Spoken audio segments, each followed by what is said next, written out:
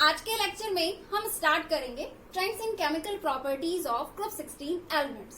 तो इसमें सबसे पहला कंपाउंड जो आपको पढ़ना है वो है hydrides of group 16 elements. Okay, तो चलिए फिर स्टार्ट करते हैं हम लोग हमारे लेसन को। देखिए, इससे पहले कि मैं आपको ग्रुप 16 के एलिमेंट्स के हाइड्राइड्स की प्रॉपर्टीज में ट्रेंड्स को बताऊं, उससे पहले मैं आपको कुछ इससे रिलेटेड बेसिक बात बता देना चाहती हूँ। वो ये है कि जो आपके ग्रुप 16 के एलिमेंट्स हैं वो हाइड्रोजन के साथ रिएक्शन करके किस टाइप का हाइड्राइड बनाते हैं, है ना। तो अगर हम टाइप की बात करें तो जो आपके ग्रुप 16 के एलिमेंट्स हैं ये हाइड्रोजन के साथ रिएक्शन करके MH2 टाइप का हाइड्राइड बनाते हैं। MH2 का मतलब, M का मतलब कि आपका यहाँ पे ग्रुप 16 का एलिमेंट हो गया और दो हाइड्रोजन हो गए, है ना। आप यहाँ पर देख सकते हैं MH2, जैसे कि H2 यहाँ पे क्या हो गया, ऑक्सीजन 2 हाइड्रोजन से जुड़ गया, है ना। H2S यहाँ पे क्या है, सल्फर 2 हाइड्रोजन से जुड़ गया, इसी तरह से सो ऑन। तो ये एक बहुत सिंपल सी बात हो गई कि ये आपका MH2 टाइप का हाइड्राइड बनाते हैं। देखिए, पर्टिकुलर ऑक्सीजन के लिए मैं आपको बताना चाहती हूँ। देखिए, बाकी एलिमेंट का तो आपने देख लिया कि वो MH2 टाइप का बनाते हैं। सिर्फ एक एलिमेंट दो हाइड्रोजन से जुड़ जाता है। एक अकेला एटम ग्रुप 16 के एलिमेंट का एक अकेला एटम 2 हाइड्रोजन के साथ जुड़ जाता है। इतना आपका क्लियर हो गया है। लेकिन पर्टिकुलर ऑक्सीजन के बारे में मैं आपको एक पॉइंट बताना चाहूंगी कि ऑक्सीजन MH2 टाइप का तो बनाता ही है, H2 तो बनाता ही है, उसके अलावा ये M2H2 टाइप का भी बनाता है। जैसे कि आप यहाँ पर देख सकते हैं H2O2, है ना, हाइड्रोजन पर ऑक्साइड। तो ये पर्टिकुलर ऑक्सीजन का है कि ये इस टाइप का भी बनाता है। इसे आप लोग नोट पॉइंट डाल के मेंशन कर लीजिए। चलिए, ये तो बेसिक सी बात हो गई।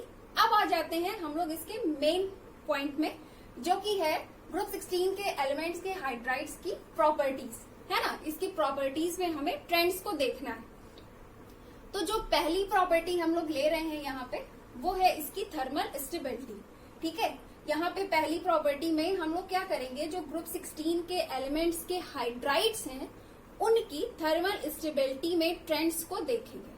ठीक, तो जैसे कि मैंने यहाँ पर मेंशन कर दिया है कि आपके जो ग्रुप 16 के एलिमेंट्स हैं उनका यहाँ पे मैंने हाइड्राइड मेंशन कर दिया है। अब मैं इसमें थर्मल स्टेबिलिटी के ट्रेंड को बताती हूँ। तो थर्मल स्टेबिलिटी की अगर हम बात करें तो जैसे जैसे हम लोग यहाँ पे टॉप से बॉटम की तरफ आते हैं, फ्रॉम ऑक्सीजन टू टेल्यूरियम, इनके हाइड्राइड्स की मैं बात कर रही हूँ। तो जैसे जैसे हम लोग यहाँ पे टॉप से बॉटम की तरफ आते हैं, इनके जो हाइड्राइड्स की थर्मल स्टेबिलिटी है वो टॉप से बॉटम आने पर घटती है। जैसा कि मैंने यहाँ पर ऑर्डर मेंशन कर दिया है, सबसे ज्यादा थर्मल स्टेबल आपका ये है और सबसे कम थर्मल स्टेबल आपका ये है। ऑर्डर मैंने यहाँ पर मेंशन कर दिया है। देखिए, ऑर्डर तो आपने देख लिया, लेकिन सवाल ये है कि ऐसा होता क्यों है ना। जब हम लोग टॉप से बॉटम की तरफ आते हैं तो इनके हाइड्राइड्स की थर्मल स्टेबिलिटी डिक्रीज क्यों होती है। अब इसके हमें रीजन को समझना है। तो चलिए अब हम लोग रीजन पे बात कर लेते हैं। देखिए, रीजन को हमें समझने के लिए थोड़ा सा हमें इसके स्ट्रक्चर को बनाना पड़ेगा। जैसा कि मैंने आपको बताया कि ये क्या है, MH2 टाइप का है ना, तो इनका स्ट्रक्चर कुछ इस तरह से होता है। इसका स्ट्रक्चर कुछ इस तरह से होता है और ऐसे MH2 टाइप। ठीक, अब M की जगह यहाँ पे कुछ भी हो सकता है ना, ऑक्सीजन भी हो सकता है, सल्फर भी हो सकता है, सेलेनियम भी हो सकता है, टेल्यूरियम भी हो सकता है, कुछ भी हो सकता है M की जगह पे, कोई भी ग्रुप 16 के कोई भी एलिमेंट। ठीक है, तो इसका स्ट्रक्चर कुछ इस तरह से होता है। इतनी बात आपकी क्लियर हो गई है। देखिए, अब आगे की बात समझिए। ये जो आपका M है, यानी कि हाइड्रोजन तो कॉमन है, तो ये जो आपका M है इसकी मैं बात कर रही हूँ। M का अगर साइज बड़ा होगा तो ये जो हाइड्रोजन और M के बीच ये जो बॉन्ड्स बन रहे हैं ना, ये जो बॉन्ड होंगे वो भी क्या होंगे, बड़े हो जाएंगे, मतलब बॉन्ड की लेंथ ज्यादा होगी। अगर ये वाला एटम छोटा है, हाइड्रोजन तो स्मॉलर एटम है ही, नो डाउट। अब यहाँ पे जो एटम है, यहाँ पे अगर कोई स्मॉलर साइज का एटम लगा है तो ये जो दोनों के बीच वाला जो MH बॉन्ड बन रहा है, इस बॉन्ड का साइज भी क्या हो जाएगा, स्मॉलर हो जाएगा। और अगर यहाँ पे कोई बिगर एटम जुड़ा है M की जगह पर, तो ये जो M और H के बीच ये जो बॉन्ड बन रहा है ना, MH बॉन्ड, इस बॉन्ड की बॉन्ड लेंथ भी बढ़ जाएगी। ओवरऑल मैं ये बोलना चाहती हूँ कि जब एटम का साइज छोटा होता है तो MH बॉन्ड शॉर्ट होता है, और जब एटम का साइज बड़ा होता है तो MH बॉन्ड जो होता है वो लॉन्ग होता है। इतनी बात क्लियर। अब आगे की बात समझिए। आगे की बात ये है कि जो बॉन्ड शॉर्ट होते हैं उस बॉन्ड की स्ट्रेंथ ज्यादा होती है, वो बॉन्ड जो होते हैं वो मजबूत होते हैं, स्ट्रॉन्ग बॉन्ड होते हैं, ठीक। और जिस बॉन्ड की बॉन्ड लेंथ ज्यादा होती है, मतलब जो लॉन्गर बॉन्ड होता है, वो बॉन्ड जो होता है वो वीक होता है, ठीक है। वो बॉन्ड क्या होता है आपका, वीक होता है, कमजोर होता है, ठीक। तो शॉर्ट बॉन्ड की स्ट्रेंथ ज्यादा है। अब जब स्ट्रेंथ ज्यादा है तो उसको ब्रेक करने के लिए हमें क्या करना पड़ेगा, ज्यादा हीट देना पड़ेगा, है ना, ज्यादा हीट देना पड़ेगा। और जो बॉन्ड लॉन्ग होता है वो वीक होता है, तो वीक बॉन्ड को ब्रेक करने के लिए हमें क्या करना पड़ेगा, लेस टेम्परेचर प्रोवाइड करना पड़ेगा, लेस हीट प्रोवाइड करनी पड़ेगी, है ना। इतनी बात क्लियर।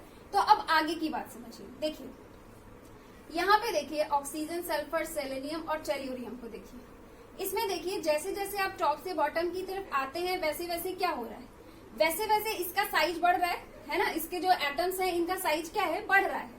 तो जब एटम का साइज बढ़ेगा तो जब आप टॉप से बॉटम की तरफ आएंगे तो एमएच बॉन्ड लेंथ भी बढ़ेगा, है ना।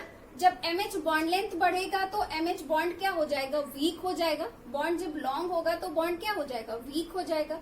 और जब बॉन्ड वीक हो जाएगा तो उसे ब्रेक करने के लिए हमें लेस हीट प्रोवाइड करना पड़ेगा, लेस टेम्परेचर प्रोवाइड करना पड़ेगा, यानी कि थर्मल स्टेबिलिटी जो है वो घट जाएगी, है ना। तो यही कारण है कि हमें थर्मल स्टेबिलिटी का ये वाला ऑर्डर मिलता है। ये आपका सबसे कम स्टेबल है थर्मली और ये आपका सबसे ज्यादा स्टेबल है थर्मली, है ना। क्योंकि यहाँ पे शॉर्ट बॉन्ड होते हैं इसलिए हमें इसके बॉन्ड को ब्रेक करने के लिए ज्यादा हीट प्रोवाइड करना पड़ता है। यहाँ पे बॉन्ड लॉन्ग होते हैं, वीक होते हैं, तो क्या होता है, थोड़ा सा टेम्परेचर मिलता है, थोड़ी सी हीट मिलती है तो आसानी से बॉन्ड ब्रेक हो जाता है। तो ये क्या होगा, ये थर्मली अनस्टेबल है, या फिर ये कह लीजिए कि थर्मली ये लेस स्टेबल है, ठीक है। तो यहाँ से आपको दो इम्पोर्टेंट कॉन्सेप्ट्स मिले हैं, एक ये वाला कॉन्सेप्ट, दूसरा ये वाला कॉन्सेप्ट। एक ये वाला कि एटम का साइज बढ़ेगा तो बॉन्ड लेंथ भी बढ़ेगी, है ना। और जो बॉन्ड लेंथ मतलब बड़ी होती है, यानी कि जो लॉन्गर बॉन्ड होते हैं वो वीक होते हैं। एक कॉन्सेप्ट आपको यहाँ से ये मिला। दूसरा ये मिला कि थर्मल स्टेबिलिटी जो होता है वो बॉन्ड स्ट्रेंथ के इनवर्सली प्रोपोर्शनल होता है। तो आप लोग ये दो जो कॉन्सेप्ट्स मिले हैं आपको यहाँ से, वो ग्रुप 16 के एलिमेंट्स के हाइड्राइड्स के लिए ये मोस्ट इम्पोर्टेंट कॉन्सेप्ट है। इसको आप लोग एकदम से याद कर लीजिएगा, ठीक है, एकदम से इसको याद कर लीजिएगा। चलिए यहाँ पे आपका थर्मल स्टेबिलिटी तो कंप्लीट हो गया है। अब हम लोग बात करते हैं इसके नेक्स्ट प्रॉपर्टी की। नेक्स्ट प्रॉपर्टी है एसिडिक कैरेक्टर। तो देखिए सबसे पहले ये देख लेते हैं कि जो आपके ग्रुप 16 के एलिमेंट्स के हाइड्राइड्स हैं वो एसिडिक कैरेक्टर शो कैसे करते हैं, है ना। तो देखिए जैसे आपको वाटर का एग्जांपल ले लेते हैं। देखिए वाटर है, तो अगर हम लोग वाटर की बात करें तो इसमें क्या होता है, इसमें जो ये आपका ऑक्सीजन और हाइड्रोजन के बीच ये बॉन्ड होता है ना, ये जो आपका बॉन्ड होता है, ये वाला बॉन्ड जो होता है ऐसे ब्रेक हो जाता है। ये बॉन्ड यहाँ से ब्रेक हो जाता है और क्या किस फॉर्म में निकलता है, ये H+ के फॉर्म में निकलता है और क्या बच जाता है, OH-, है ना, OH-। तो ये जो आपके ग्रुप 16 के एलिमेंट्स के हाइड्राइड्स होते हैं, इनमें क्या टेंडेंसी होती है, इनमें टेंडेंसी होती है H+ आयन को देने की, ठीक है। ये एसिडिक कैरेक्टर शो करते हैं H+ आयन के रिमूवल के द्वारा, ठीक।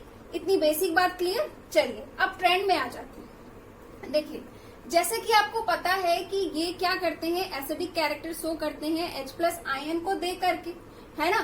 तो सिंपल सी बात है, जिस भी हाइड्राइड्स में यहाँ पे ग्रुप 16 के एलिमेंट्स जो हैं उनमें से जिसमें भी H+ आयन देने की टेंडेंसी ज्यादा होगी उसका एसिडिक कैरेक्टर सिंपल सी बात है ज्यादा होगा, है ना।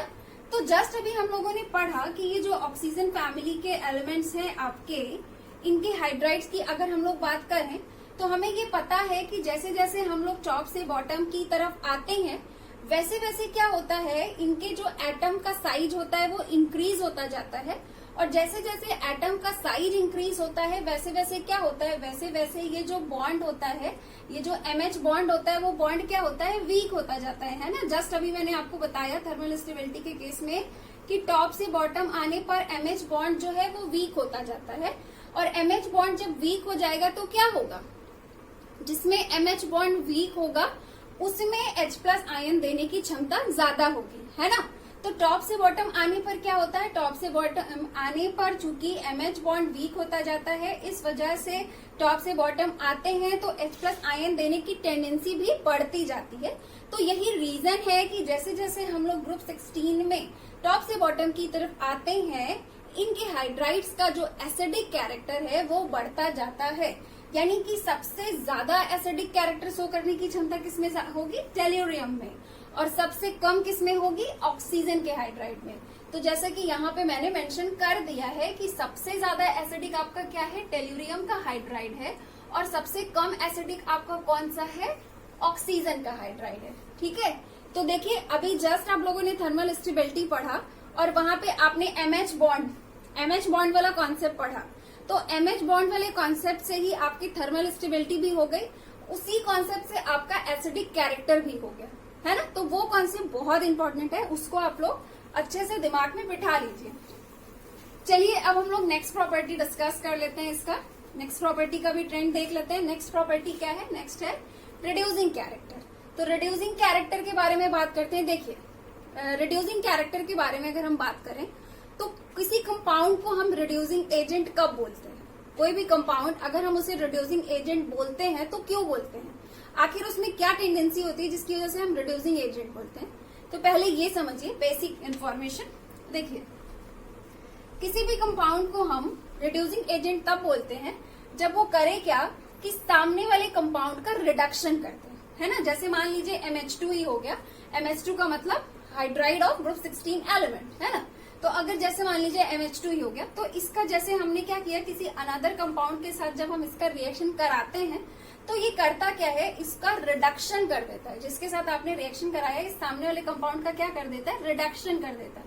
तो जो भी कंपाउंड सामने वाले कंपाउंड का क्या कर दे? रिडक्शन कर दे, उस तरह के कंपाउंड को हम लोग क्या बोलते हैं? रिड्यूसिंग एजेंट बोलते हैं। तो अब रिड्यूसिंग एजेंट जो होते हैं वो ये जो सामने वाले कंपाउंड का रिडक्शन करते हैं उसका दो तरीका होता है। एक या तो हाइड्रोजन दे दे सामने वाले को हाइड्रोजन दे दे तब उसका रिडक्शन हो जाएगा, या फिर लोन पेयर ऑफ इलेक्ट्रॉन दे दे तब उसका रिडक्शन हो जाएगा। तो अगर हम यहाँ पे आपके ग्रुप 16 के एलिमेंट्स के हाइड्राइड की बात करें तो ये क्या करते हैं? ये हाइड्रोजन एटम को डोनेट करके रिड्यूसिंग कैरेक्टर शो करते हैं। इनमें क्षमता होती है हाइड्रोजन एटम को देने की। ये करता क्या है? ये जो सामने वाला कंपाउंड होता है उसको अपना हाइड्रोजन एटम दे देता है, जिससे कि उसका रिडक्शन हो जाता है।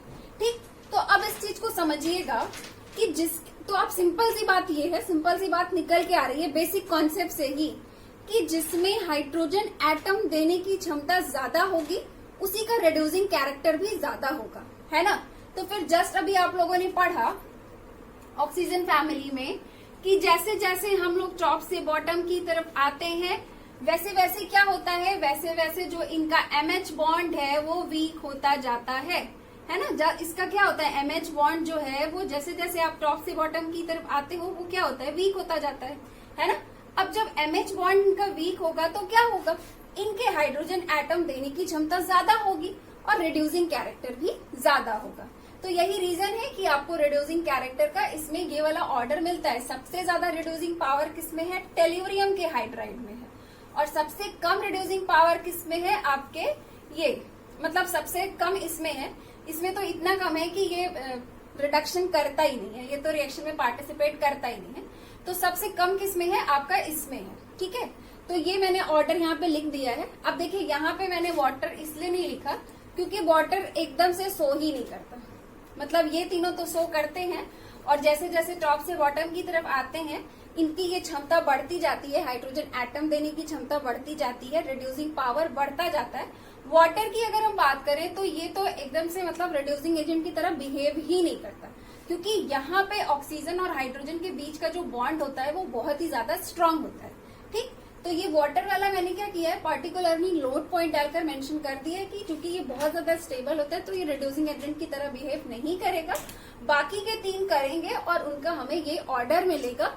ये ऑर्डर क्यों है ये आप लोग अच्छे से जानते हैं, क्योंकि लगातार हम यही कॉन्सेप्ट पढ़ते आ रहे हैं कि टॉप से बॉटम आ रहे हैं तो एमएच बॉन्ड वीक हो रहा है, टॉप से बॉटम आ रहे हैं तो एमएच बॉन्ड वीक हो रहा है। उसी से ही इसके सारे कैरेक्टर्स के ट्रेंड्स जो हैं वो कंप्लीट हो गए हैं, है ना। तो चलिए फिर यहाँ पे हमारा hydrides of group 16 elements complete हो गया है। अब हम लोग मिलेंगे नेक्स्ट लेक्चर में और बात करेंगे ग्रुप 16 के एलिमेंट्स के हैलाइड्स के बारे में और उसके ऑक्साइड्स के बारे में। तो फिर मिलते हैं नेक्स्ट लेक्चर में। Have a nice day, thank you so much.